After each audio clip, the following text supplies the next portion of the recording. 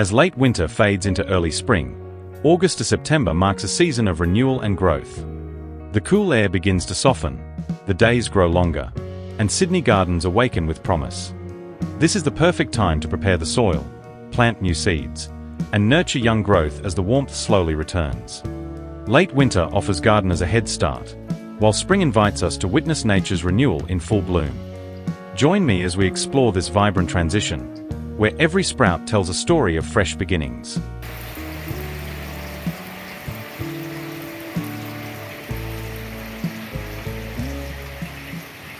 The late August rain falls like a nectar of life, soaking gently into the earth and awakening the garden. Flowers lift their heads to the soft drizzle, unfolding in quiet beauty, while the fruit trees respond with bursts of blossoms, hinting at the harvest ahead.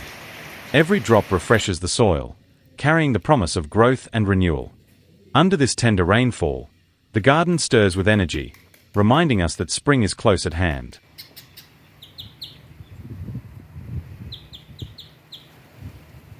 Whenever I wake up early, the first thing I do is step into my backyard garden. Around 6 a.m., the air is crisp and cool, carrying a freshness that awakens the senses. Birds chatter in the trees, weaving a gentle chorus that feels like nature's own morning song. I love wandering slowly among the plants, noticing new shoots, blossoms, and tiny changes that appeared overnight. The dew still clings to the leaves, sparkling in the soft light, and the world feels calm and unhurried. These quiet moments give me a chance to tend to small tasks, breathe deeply, and feel grounded before the day truly begins, a peaceful ritual that makes breakfast taste even better.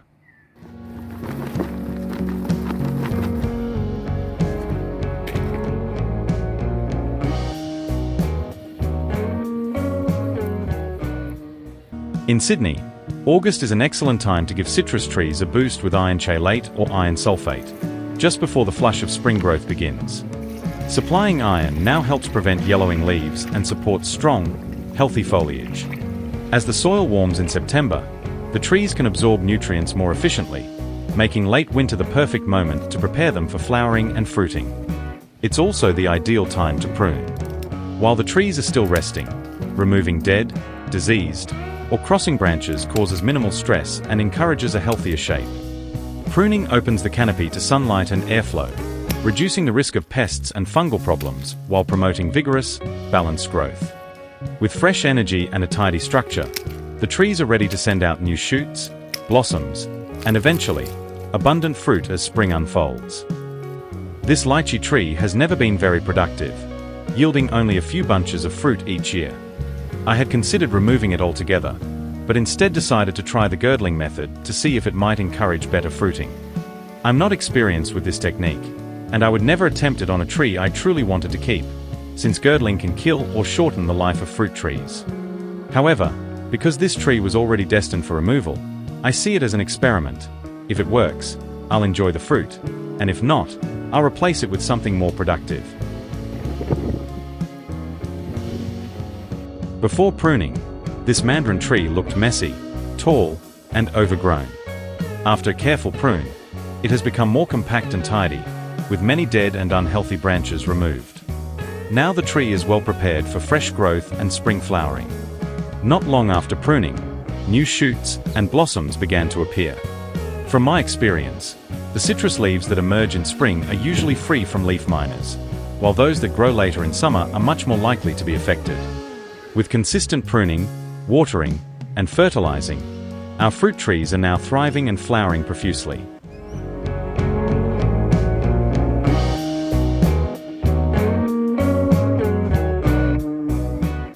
This season I wanted to grow 2 more grapevines. My plan was to buy 1 early variety and 1 late variety, but when I got to the nursery and saw so many options, I spent so much time reading the labels that by the time I made my choice, I forgot to check whether they were early or late. I ended up with Crimson Seedless and Black Jumbo, which are both late varieties. Only afterwards did I research which type grows best in Sydney's climate, and I was disappointed to learn that early varieties are more suitable here.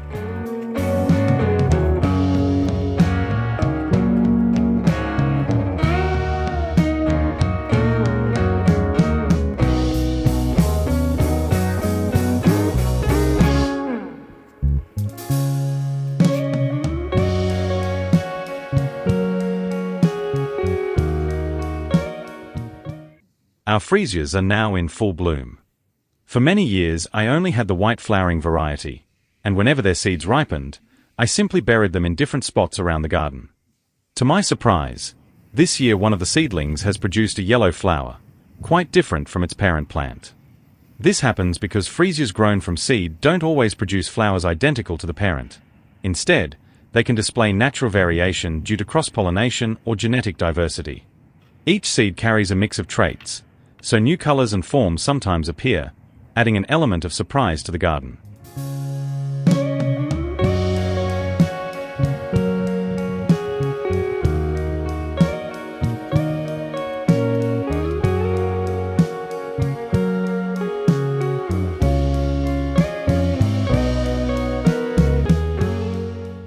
Our citrus trees are now putting on a fresh flush of leaves and are covered in healthy blossoms. Thanks to the care they received over winter, they've entered spring with strong growth and vibrant flowers. The mango trees are also thriving, full of energy and bursting with abundant blooms. Everything looks so promising at this stage.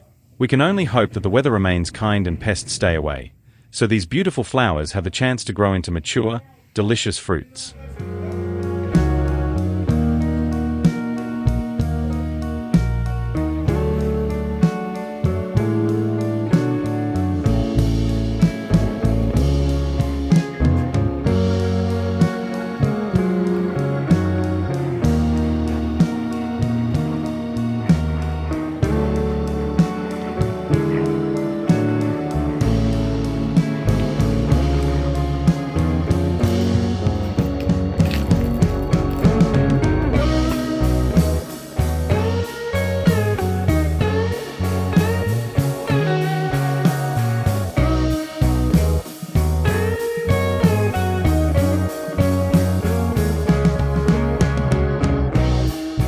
Our jaboticaba trees are growing beautifully, though they haven't fruited yet. Hopefully next year will be the start. The kaffir lime has been carefully pruned, and now looks much more compact than it did last year. Our young lane's late navel orange is flowering profusely, and hopefully, it will bear fruit for the very first time this season. The eureka lemon, on the other hand, has produced more fruit than we could eat, and now they have become overripe, and as a result the fruits has become drier and less juicy. Still, the tree is now bursting with flowers, promising another abundant crop ahead.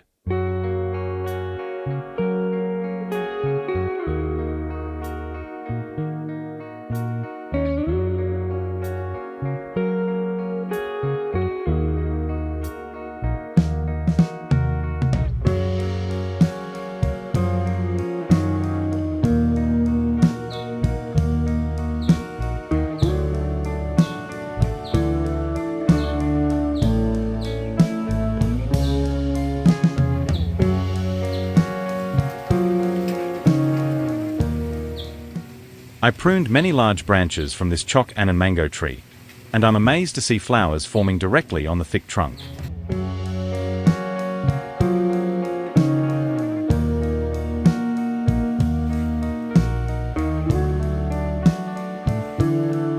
Our lychee trees haven't shown any new growth yet, but the Thompson seedless grape is flowering beautifully. I enjoy their sweet taste so much that I've started growing a few more vines from cuttings.